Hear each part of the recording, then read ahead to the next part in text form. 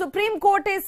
मामले की सुनवाई के लिए तैयार हो गया है। सुप्रीम कोर्ट में 17 अप्रैल को इस पूरे मामले की सुनवाई होगी। दंगों के मामले की जांच पर सुनवाई जो है वो सुप्रीम कोर्ट में 17 अप्रैल को होती हुई नजर आएगी। हिंदू फ्रंट फॉर जस्टिस की तरफ से याचिका दी गई, जिसमें पश्चिम बंगाल, बिहार, महाराष्ट्र, कर्नाटक, तेलंगाना और गुजरात में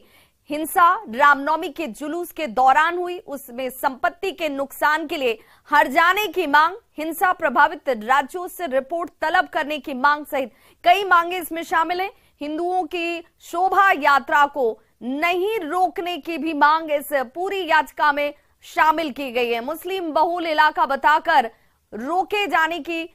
जो परिपाटी चली आ रही है उससे अलग इसमें मांग करते हुए कि मुस्लिम बहुल इलाकों में भी जो यात्रा है वो जरूर की जाए। और दिल्ली संवाददाता सुशील पांडे हमारे साथ इस वक्त ज्यादा जानकारी के साथ जुड़ गए हैं फोन लाइन पर। सुशील, 17 अप्रैल को सुप्रीम कोर्ट में सुनवाई, ये मानी जाए कि इस सुनवाई के तहत सुप्रीम कोर्ट का फैसला बहुत महत्वपूर्ण और निर्णायक होगा दूसरी तमाम घटनाओं पर, दूसरे राज्यों में होने वाली घटनाओं के लिए भी।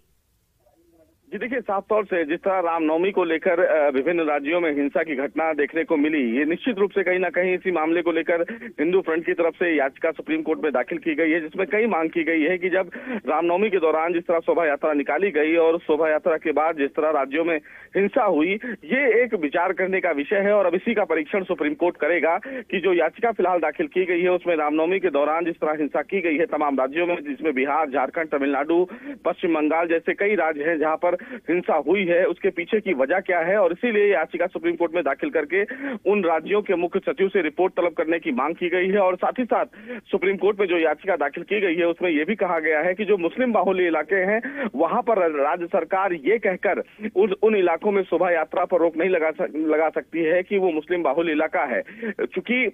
किसी भी राज्य में सुरक्षा व्यवस्था बनाने की जिम्मेदारी राज्य सरकार की होती है, वहां के पुलिस की होती है। और ऐसे में राज्य सरकार अपने हाथ खड़े नहीं कर सकती है। और जिस तरह रामनवमी के दौरान तमाम राज्यों में हिंसा हुई है, ये एक सोची समझी साजिश है। और इस पूरी साजिश के पीछे कौन लोग हैं इसका पता लगाने के लिए ही याचिका दाखिल की गई है। अब फिलहाल इस याचिका पर सुप्रीम कोर्ट सुनवाई के लिए तैयार हो गया है। सुप्रीम कोर्ट 17 अप्रैल को इस याचिका पर सुनवाई करेगा। देखना बेहद अहम होगा कि जिस तरह रामनवमी के दौरान जो शोभा यात्रा निकाली गई और उस शोभा यात्रा के दौरान जिन राज्यों में हिंसा हुई उसके पीछे की वजह क्या है, उन तमाम राज्य सरकारों से हो सकता है सुप्रीम कोर्ट जवाब तलब करे और तमाम राज्य सरकारें इस पूरे मामले पर क्या जवाब देती हैं, ये भी देखना बेहद बिल्कुल सुशील, ये माना जाए कि सुप्रीम कोर्ट जब रिपोर्ट की मांग करेगी, सुप्रीम कोर्ट ये जब जानने की कोशिश करेगी कि राज्यों की तरफ से अगर उन इलाकों में जुलूस निकालने पर या शोभा यात्रा निकालने पर प्रतिबंध लगाए जाते हैं, तो वैसे हालात में आपने सुरक्षा क्या पुख्ता रखी नहीं रखी? अगर सुरक्षा के लिहाज से जो आरोप